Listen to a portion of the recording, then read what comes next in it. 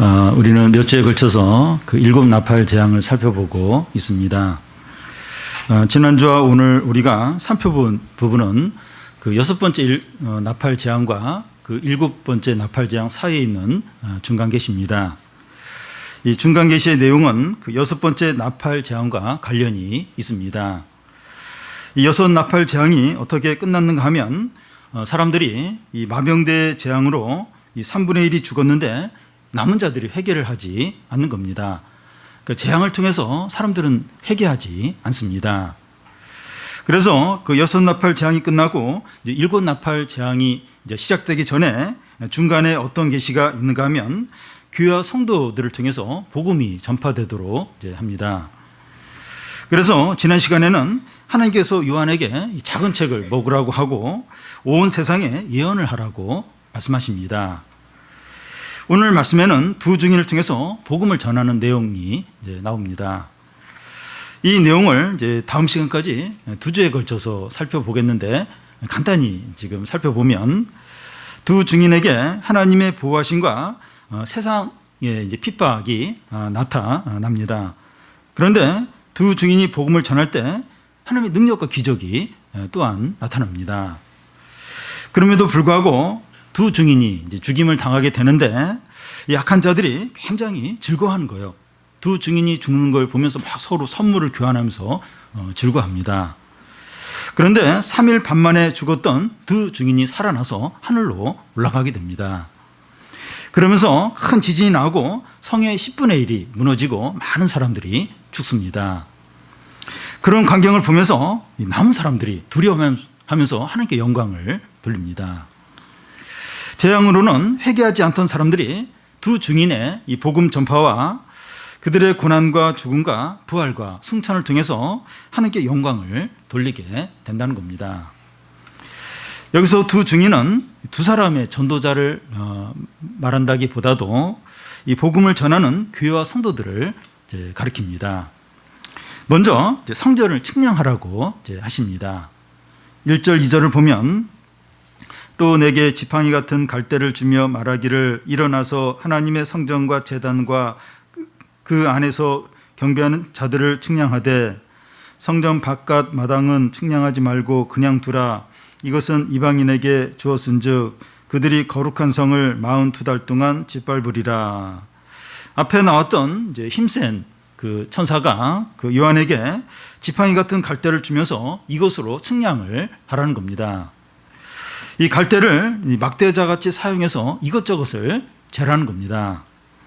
무엇을 재는가 하면 하나님의 성전과 제단과 그 안에 경배하는 자들을 측량을 하라는 겁니다. 여기서 이 측량한다고 하는 것은 이 길이나 높이를 이제 재는 것을 말하는데 이 관심을 갖고 파악하고 중요하게 여기고 보호한다는 것을 의미합니다. 이게 재고 또 막 측량하는데 이게 잘 관심을 갖고 보호하고 잘 지키라. 이제 이런 이제 의미가 있습니다. 하나님의 성전을 측량하라고 하는데 여기서 이제 성전은 지성소를 이제 가리킵니다. 지성소는 이제 법궤가 있는 곳으로 성도가 이제 예배 드리는 곳을 이제 가리킵니다. 이곳을 이제 측량하라고 하는 것은 하나님께서 이 성도들의 예배에 관심을 갖고 받으시고 또 지켜 주시는 것을 의미합니다. 그러니까 성도들이 예배하는 거 이걸 관심을 갖고 지켜보시는 거예요. 그리고 그런 성도들을 지키시고 이제 보호하신다는 겁니다. 또 제단을 측량하라고 하시는데 이 제단은 성도의 기도를 가리킵니다. 그래서 이 제단을 측량하라고 하는 것은 하나님께서 이 성도들의 기도에 주의를 기울이시고 들으시고 응답하시는 것을 의미합니다. 그래서 다 이렇게 측량하고 이제 이런 의미들이 이제 성도들의 기도, 제단을 측량하는 이게 이제 성도들의 기도를 다 들으시고 응답하시고 이제 하는 것을 이제 상징을 이제 하는 겁니다. 그리고 성전 안에서 이 경배하는 자들을 측량 이제 하라고 이제 하시는데 이 사람들이 이제 누군가 하면 구원받은 성도들을 이제 가리킵니다. 그들을 측량하라고 하는 것은 하나님께서 그들의 이름과 숫자와 상황을 다 아신다는 것을 의미합니다. 그러니까 지금 이제 이 뭐 자로 다 측량하라 그 재단도 측량하고 또 성도들도 측량하고 이게 그 보호하고 또 이렇게 하나님이 지키시고 또 그들을 다 하시고 이제 그것을 이제 의미하는 겁니다. 이것을 다 종합을 해보면 하나님은 구원받는 자들이 드리는 예배와 기도를 다 받아주시고 들으실 뿐만 아니라 구원받는 자들의 이름과 형편까지 정확하게 다 아신다는 것을 아신다는 겁니다. 그러니까 이렇게 잰다, 이게 다 잰다 하는 게 길이가 몇이고 높이가 몇이고 이걸 이제 안다는 건데 그러니까 모든 이 성도 기도드리고 예배드리는 성도들의 어떤 상황들 또 그 기도의 내용들 그걸 다 아시고 응답하신다 이런 의미가 있습니다. 하나님께서 그 믿는 자들을 철저하게 보호하시고 지킨다는 겁니다. 그러니까 다 이걸 안다는 건 보호한다는 거예요. 지키신다는 거예요. 하나님이 다 책임을 진다는 겁니다. 머리카락까지 새신 바 되었다고 하시는데 예배드리고 기도하고 하는 게 나오는 이 성도들의 모든 어떤 상황들, 어떤 기도 제목들 다 아실 뿐만 아니라 응답하실 뿐만 아니라 다 지키신다. 이것을 이제 보여줍니다. 그런데 힘센 전사가 요한에게 측량하지 말라는 것이 있습니다. 여기서 이 측량하지 말라 하는 말의 의미는 바깥에 내다 버리라 하는 그런 뜻입니다. 철저하게 무시하는 것을 말합니다. 어디를 측량하지 말라는 겁니까? 성전 바깥 마당입니다. 이곳은 이제 이방인의 뜰입니다. 이곳을 이방인에게 주었다고 하는데 여기서 이방인은 끝까지 하나님을 대적하는 자들을 가리킵니다. 특히 형식적인 신앙만 가진 자를 가리킵니다. 그들은 이 하나님의 성전 안에 들어와 진정한 예배와 기도를 하지 않습니다. 성전에 오기는 오는데 성전 뜰만 밟고 가는 겁니다. 진정한 예배와 기도와 일시적인 만남이 없는 거예요. 여기서 이방인들을 의미하는 것은 끝까지 하나님을 대적하는 자, 혹은 이렇게 형식적인 신앙생활만 하는 사람을 이제 가리킵니다. 사람들이 교회에 오는데 진정으로 예배를 드리는 자들과 또 교회 뜰만 밟고 가는 자들이 있다는 겁니다. 하나님은 갖가지 신앙을 거부하는 자들과 또 모양만 신앙을 가진 자들을 내어친다는 겁니다. 버리시겠다는 겁니다. 둘 다 같은 거예요. 끝까지 하나님을 대적하거나 교회는 오긴 오는데 형식적인 신앙생활만 하는 이건 본질적으로 이제 같은 겁니다. 하나님은 대강 이렇게 넘어가는 게 없어요. 교회에 왔으니까 그러면서 다른 것 교회만 오기만 하면 어쨌든 얼굴 도장만 찍으면 다 용서하고 다 됐다. 이렇게 하지 않는다는 겁니다. 보통 결혼식에 이제 이렇게 꼭 이렇게 가야겠고 마음이 가는 결혼식이 있기도 하고 어떤 경우는 안 가면 안 되는 이제 가고 싶진 않은데 그래서 이제 얼굴 도장만 찍어야 되는 이제 그런 경우가 있어요. 그러니까 여러 어디에 참여를 해야 되는데 이제 마음은 없는데 이제 얼굴 도장을 찍어야 되는 이제 그런 경우가 있어요. 근데 이제 신앙생활도 그렇게 하는 경우가 있어요. 그러니까 안 가면 뭔가 이렇게 찝찝하고 또 막 연락 올 것 같고 그래서 이제 이렇게 얼굴 도장 찍듯이 이제 그렇게 신앙생활을 하는 경우가 있습니다. 근데 하나님은 다 아시는 거예요. 진짜 믿음으로 이렇게 신앙생활을 하는지 아니면 가짜로 하는지 정확히 아시고 구별을 하시고 이 끝까지 하나님을 대적하는 자이든지 아니면 형식적으로 신앙생활을 하는 자이든지 그걸 똑같이 보시고 내어친다는 겁니다. 그런데 하나님께서 그들에게 이 하나님을 대적하는 자들 또 형식적인 신앙생활을 하는 자들에게 무엇을 허락하시는가 하면 거룩한 성을 42달 동안 짓밟도록 이렇게 이제 허락을 하신다는 겁니다. 여기서 이 거룩한 성을 이제 짓밟는다고 하는 것은 AD 70년에 그 유대인들이 그 로마 장군에게 이렇게 짓밟히고 많은 학살을 당하는 이제 경우가 있는데 이것을 지금 가리키는 거다 이렇게 이제 말하는 사람들이 있습니다. 그런데 이것이 그 역사적인 사실을 이제 가리킨다기보다는 상징적인 의미로 보는 것이 좋습니다. 이 거룩한 성은 이제 신실한 성도들을 이제 가리킵니다. 다시 말해서 하나님을 대적하는 자들이 신실한 성도들을 42달 동안 짓밟도록 이제 허락을 하신다는 겁니다. 이 42달이라고 이제 그 정확히 어떤 기간을 정하는 겁니다.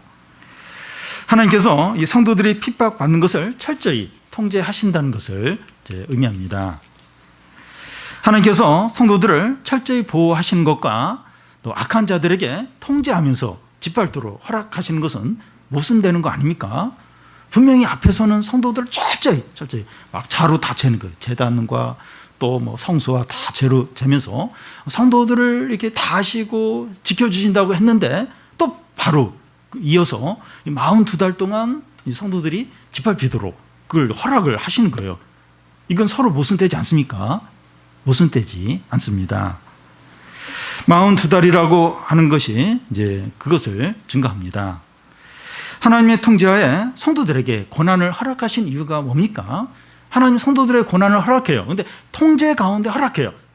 그렇게 이 고난을 허락하신 이유가 뭡니까? 더 정결해지고 더 신자다워지고 더 복음이 전해지도록 하기 위해서입니다. 더 신자다워지고 더 정결해지도록 이런 고난과 환난을 이제 허락을 하십니다. 그러니까 믿음으로 잘 살아도 자꾸 어려움이 생겨요. 자꾸 이렇게 힘든 일이 생깁니다. 더 신자다워지고 더 정결해지도록 이제 하기 위해서입니다. 이렇게 긴장을 풀지 않도록, 교만하지 않도록 하나님 계속해서 이렇게 어떤 긴장하도록 이제 어려움들을 허락하십니다. 그러면서 복음이 더 그 신자를 통해서 전해지도록 이제 환난을 허락을 하신다는 겁니다. 고난 가운데 있는 성도를 통해서 복음이 전해지도록 하기 위해서입니다. 영혼을 구하려면 누군가 고난을 당해야 한다는 겁니다. 이게 좀 어떻게 보면 이상한데, 이게 누구에게 복음이 전해지려면 성도가 이제 고난을 겪어야 한다는 겁니다. 이 그 두 증인이 이제 세상의 복음을 전하는 것이 나오는데, 이 두 증인이 고난을 많이 당해요. 이렇게 이 복음이 전해지기 위해서 성도가 이제 고난을 받는 것이 이제 필요하다는 겁니다. 이제 두 증인이 이제 복음을 전하기 시작합니다. 3절을 보면, 내가 나의 두 증인에게 권세를 주리니 그들이 굵은 베옷을 입고 1260일을 예언하리라. 내가 나의 두 증인에게 권세를 준다고 하는데, 이 두 증인이라고 하는 이유는 이스라엘에서는 어떤 말을 증거할 때 2명 이상의 이제 이 증인이 있어야 그 말이 진실한 것으로 받아들여집니다. 그래서 이 두 증인이라고 하는 것은 그들이 전하는 복음은 진실하다 하는 것을 의미합니다. 여기서 두 증인이라는 것은 누구를 가리킵니까? 두 선지자나 두 전도자를 가리키는 것이 아니라 복음을 전하는 교회와 성도들을 이제 가리킵니다. 교회와 성도들이 복음을 전하는 복음이 진실하고 참되다는 겁니다. 두 증인. 그러니까 2명이 전해야 그 증거가 진실하다. 그런 의미가 있는데, 이 교회와 성도들을 가리켜요. 그래서 교회와 성도들이 전하는 복음이 진실하다 하는 것을 이제 이렇게 이제 증거를 합니다. 그런데 두 증인의 이제 복장이 나오는데 굵은 베옷을 이제 입었습니다. 베옷은 이제 장례식장에서 입는 옷입니다. 어떤 큰 슬픔과 회개를 나타낼 때 베옷을 입습니다. 그 아방이 그 하나님이 그 너를 이제 심판한다, 그 죄에 대해서 심판한다, 그 얘기를 듣고 이제 굵은 베옷을 입고 걸음도 천천히 걸으면서 회개를 이제 하게 돼요. 그걸 보시고 하나님이 아방의 죄를 용서를 이제 해줍니다. 니느웨 왕이 요나의 설교를 듣고 굵은 베옷을 입고 죄 위에 올라 앉아서 회개를 하는 것을 이제 보게 됩니다. 요즘 장례식장에서는 베옷 대신에 검은 양복을 입습니다. 남자들은 검은 양복을 이제 입습니다. 얼마 전에 뉴스 시간에 앵커가 검은 양복을 입고 이렇게 뉴스를 진행한 적이 있어요. 그러자 막 항의 전화가 막 오는 거예요. 왜 뉴스하면서 그 장례식 분위기를 내냐고 이러면서. 이 검은 양복, 이 베옷은 어떤 회개, 어떤 장례식, 어떤 큰 슬픔을 이제 의미합니다. 두 증인이 이제 굵은 베옷을 입고 복음을 이제 전합니다. 복음의 내용이 회개하고 하나님께 이제 돌아오는 것인데, 그 내용에 맞는 복장을 하는 겁니다. 이 슬퍼야 된다, 회개해야 된다. 그 자신들이 전하는 이 복음에 맞는 그런 복장을 이제 했는데 굵은 베옷을 입고 이 두 증인이 복음을 이제 전하는 겁니다. 이 복장이라고 하는 것은 이 말과 행동과 생활 방식을 제한합니다. 이제 추석이 지났는데 이제 추석 같은 명절에 가끔씩 보면 그 애들이 한복을 입고 이제 이렇게 교회에 옵니다. 근데 한복을 입으면 그 전에하고 달라요. 이렇게 말도 조심하고 행동도 조심하고 장난도 덜 치고 음식을 먹을 때도 조심해서 먹는데 원래 그런 애가 아니에요. 근데 한복을 입으면 갑자기 이제 이렇게 조심해요. 또 예쁜 어떤 드레스를 입으면 공주같이 이렇게 조심조심 이제 원래 그런 애가 아니에요. 근데 이렇게 옷에 이제 자기가 제한을 이제 받습니다. 이 복음을 전한 자들이 베옷을 이제 입는다고 하는 것은 말과 행동과 생활을 복음의 내용에 일치하는 것을 이제 말합니다. 그래야 그 복음이 참되게 전해질 수 있기 때문입니다. 입으로 전하는 복음은 회개와 십자가의 이 말씀인데 그들의 생활은 쾌락과 방탕과 욕심이라면 자기가 전하는 복음을 부인하는 것이 된다는 겁니다. 그러니까 복음을 전하는 자의 어떤 삶과 행동이 그가 전하는 그 어떤 전하는 그 메시지와 일치해야 한다는 거예요. 근데 그 삶이 또 이렇게 말과 행동이 그가 전하는 복음과 반대가 된다면 자기가 전하는 복음을 부정하는 것이 된다는 겁니다. 불신자들의 눈에 하나님은 보이지 않아요. 또 복음이 뭔지 복음을 전하는데도 잘 이해가 되지 않지만 이 불신자들의 눈에 들어오는 게 뭔가 하면 복음을 전하는 자의 삶이 눈에 들어오는 겁니다. 그 삶의 영향을 많이 받아요. 그거 막 믿는 자가 회사에서 자꾸 복음을 얘기해, 예수님 얘기, 무슨 얘기인지 모르겠어요. 하나님도 안 보이고. 그런데 복음을 전하는 자의 삶은 보이는 거예요. 그 삶을 통해서 믿지 않는 사람이 영향을 받게 됩니다.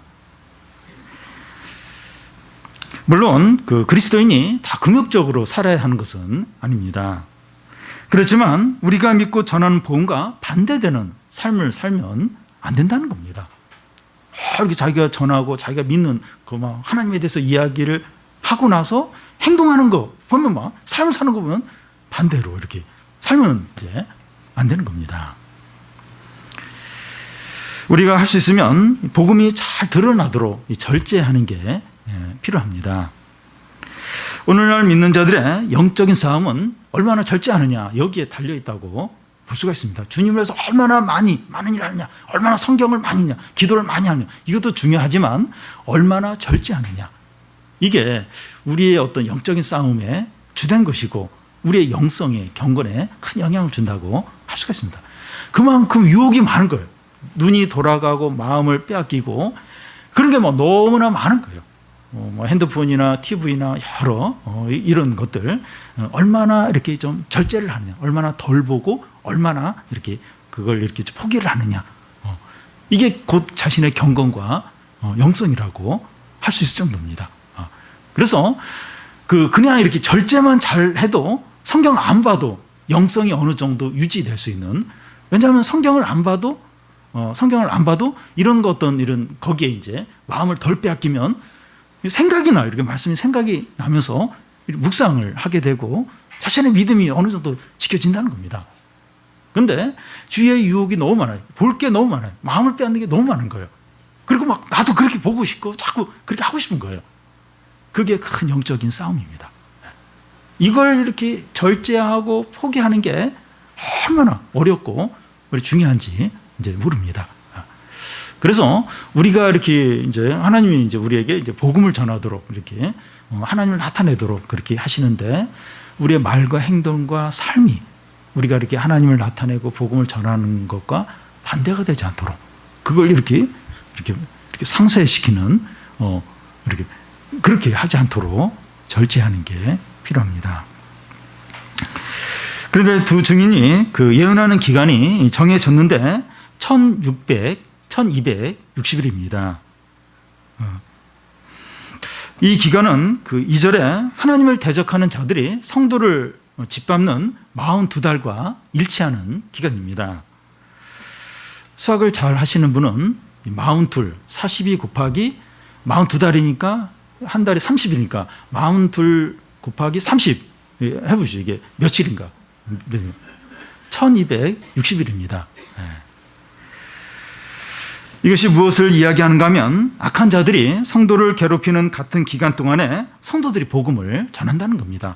그러니까 악한 자들이 성도들을 짓밟는 기간이 42달이에요.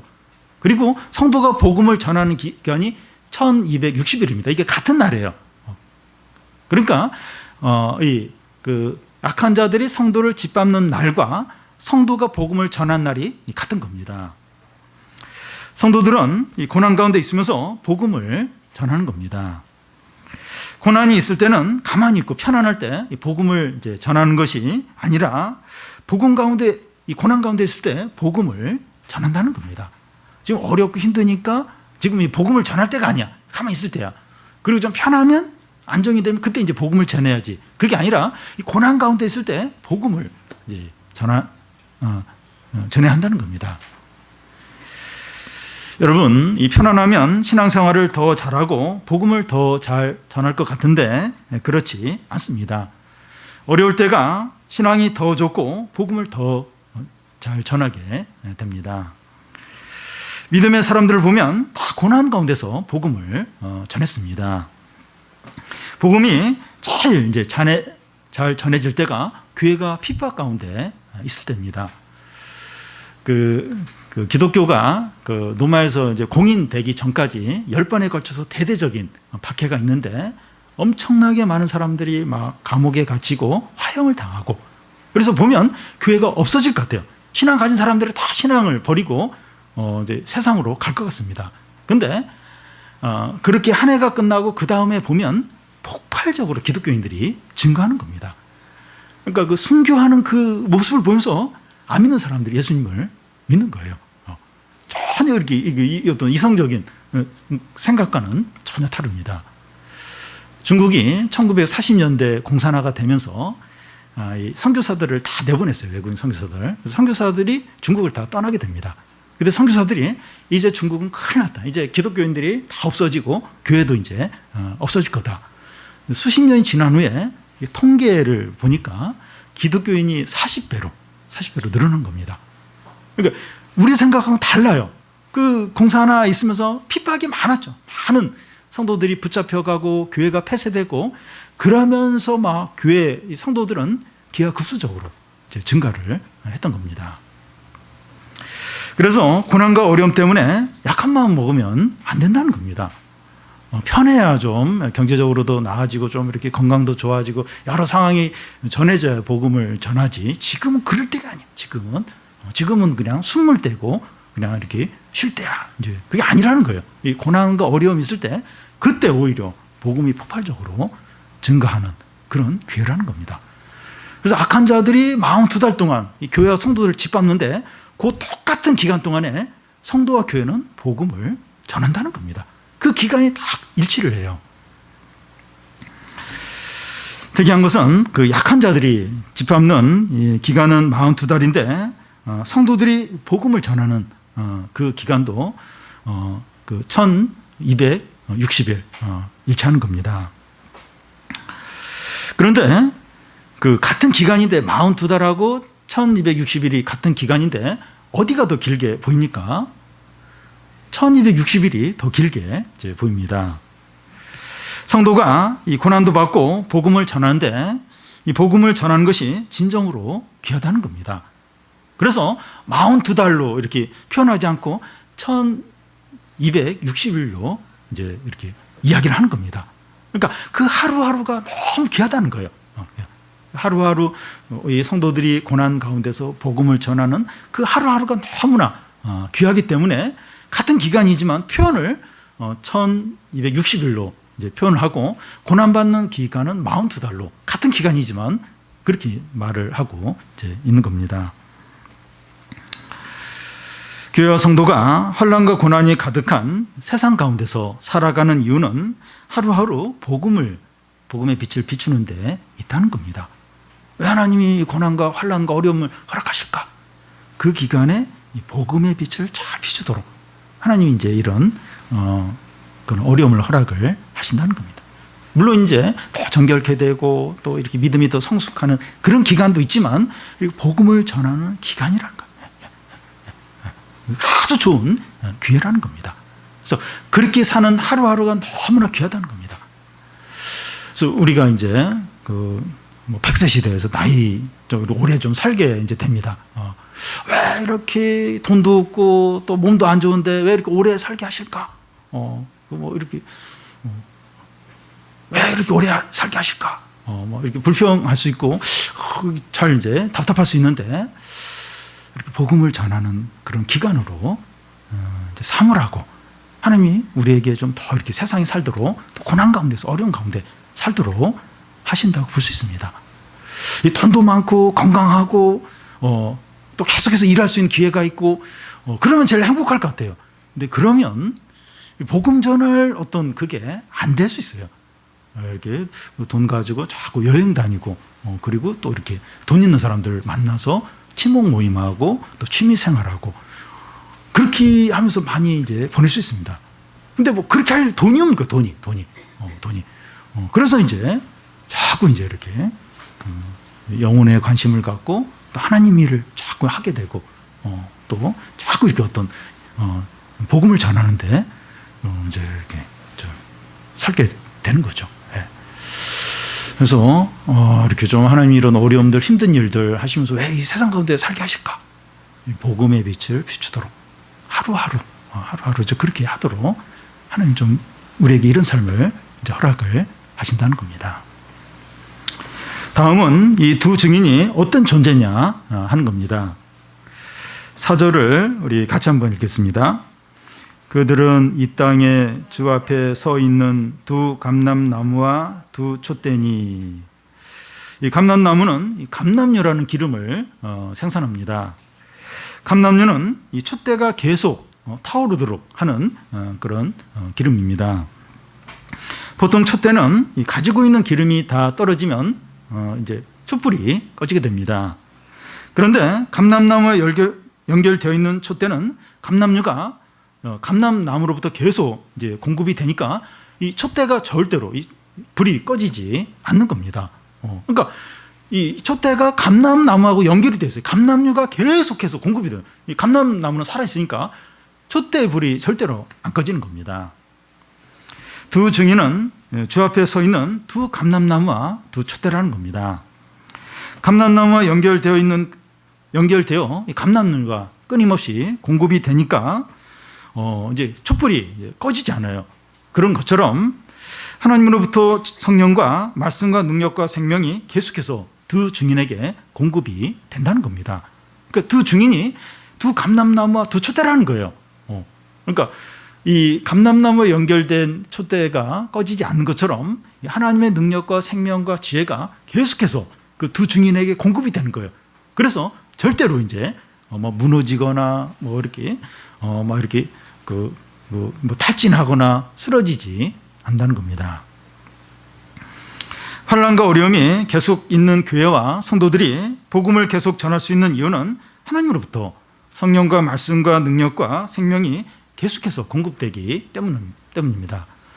이 포도나무에 붙은 가지가 계속해서 열매를 맺는 것과 같습니다. 나무로부터 이 양분과 물이 계속 이 가지에 공급이 되니까 그 포도나무에 붙은 가지는 계속해서 열매를 맺습니다. 그런데 가지가 나무로부터 분리되면 그 가지는 더 이상 열매를 맺지 못하고 말라 죽게 됩니다. 그래서 교회다워지고 성도다워지기 위해서는 그리스도 안에 거해야 되고 하나님과 바른 관계에 있어야 됩니다. 그러므로 교회와 성도가 가장 두려워해야 하는 것이 뭔가 하면 교만해지는 거예요. 다른 거 이렇게 다른 거 두려워할 게 아니라 교만해지는 것을 두려워야 됩니다. 때로는 교회가 교인 수가 줄어들 수도 있고 재정이 어려울 수도 있어요. 또 다른 어려움들이 생길 수 있습니다. 근데 그것보다 진짜 두려워해야 되는 것이 뭔가 하면 교만해지는 거예요. 교만해지는 거. 교만해지면 하나님의 어떤 공급이 다 이제 중단되게 됩니다. 하나님이 더 이상 은혜와 말씀과 성령을 안 주시는 거예요. 그러면 그 교회는 이제 마르게 되고 결국 죽게 되고 무너지게 된다는 겁니다. 그래서 교인들이 제일 두려워야 될 거 교만해지는 거예요. 교만해져. 근데 이렇게 어느 때부터 이렇게 그런 교만이 이제 이렇게 점점 우리 안에 싹트게 됩니다. 점점. 그러니까 하나님을 이제 덜 생각하는 거예요. 하나님을 이제 이렇게 잘 의식을 안 하는 겁니다. 하나님을 두려워하지 않는 거. 어느 때부터인가 점점 그럴 수 있어요. 이제 교만해진 거죠. 그러면 하나님의 어떤 공급들, 하나님의 생명과 능력과 지혜와 말씀, 그게 이제 닫히는 거예요. 닫히면 교회는 점점 말라가고, 점점 어두워져 가고, 사단의 역사가 이제 강하게 나타나면서 결국 이제 무너지게 되는 거죠. 그래서 이 교회와 성도들이 제일 두려워해야 될 게 뭔가 하면 교만해지는 거예요. 교만. 눈에 잘 안 보여요. 근데 말씀에 대해서 점점 하나님의 의식을 안 해요. 하나님을 별로 안 두려워하는 거예요. 하나님을 생각을 별로 안 해요. 말씀을 별로 중요하게 안 여기는 거예요. 점점. 어떤 눈에 보이는 거 자꾸 중요하게 여기고, 그러면 이제 하나님의 공급이 이제 닫히게 됩니다. 신앙이 이제 부도나는 거죠. 부도나고 아무것도 할 수가 없게 됩니다. 근데 우리가 겸손하게 끝까지 주님을 믿고 의지하는 한 하나님의 공급은 중단되는 법이 없습니다. 여러 가지 교회에 어려움이 생길 수 있어요. 근데 하나님의 공급이 중단이 안 되는 거예요. 그 불이, 어떤 성령의 불이 안 꺼지는 겁니다. 그래서 바울은 내가 능력 주시는 자 안에서 모든 일을 할 수 있다고 말했고, 또 너희가 겨자씨만한 믿음만 있어도 이 산이 들려 바다에 던져지라 해도 그대로 된다고 하였습니다. 여러분, 하나님의 지혜와 능력과 은혜와 말씀은 무한하고 끝이 없습니다.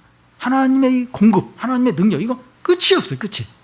이 태평양보다 더 크십니다. 온 우주보다도 더 크신 분이 하나님이십니다. 하나님의 능력과 지혜와 은혜는 끝이 없습니다. 우리가 그리스도와 연합되어 있다는 것을 기억하고 하나님께 모든 것을 구하고 의지하시기를 바랍니다. 계속해서 두 증인에게 어떤 능력이 주어져 있다고 합니까? 5절, 6절을 우리 한 절씩 교대로 읽겠습니다. 만일 누구든지 그를 해하고자 하면 그들의 입에서 불이 나와서 그들의 원수를 삼켜 버릴 것이요 누구든지 그들을 해하고자 하면 반드시 그와 같이 죽임을 당하리라.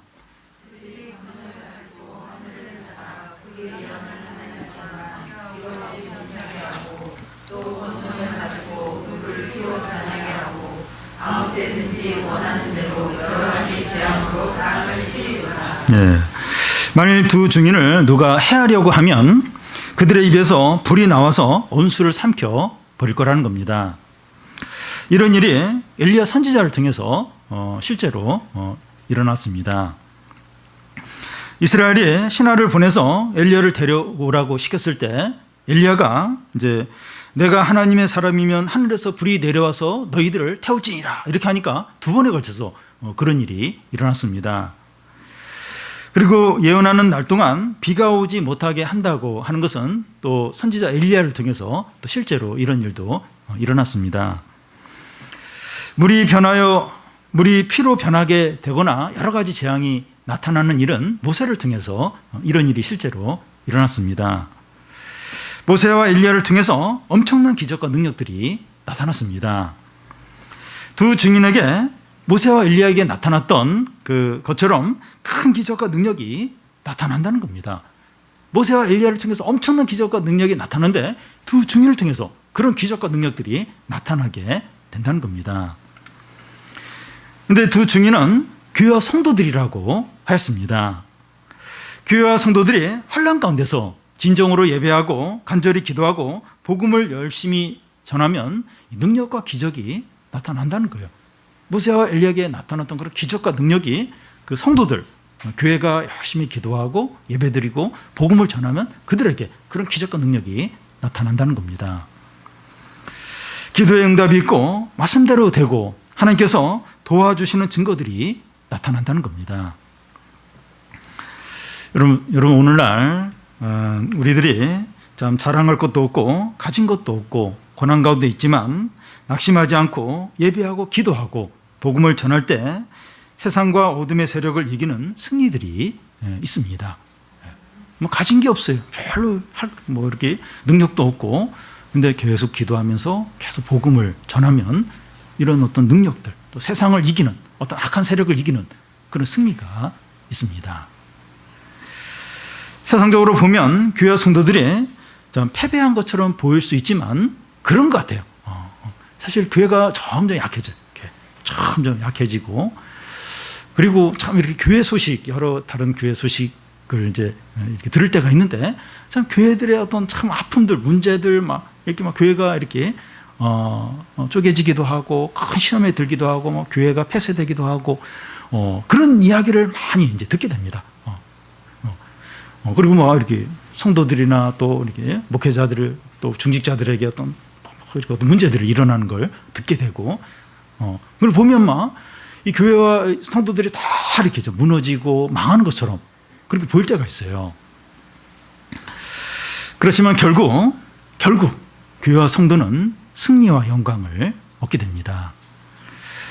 믿지 않던 사람들이 하나님께 영광을 돌리게 됩니다.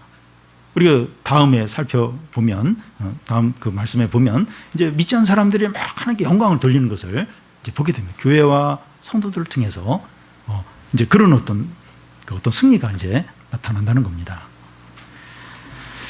우리는 어려운 상황과 다른 사람들과 약한 우리 자신만 보지 않도록 해야 됩니다. 우리는 감람나무에 붙어있는 촛대입니다. 꼭 기억을 해야 돼요.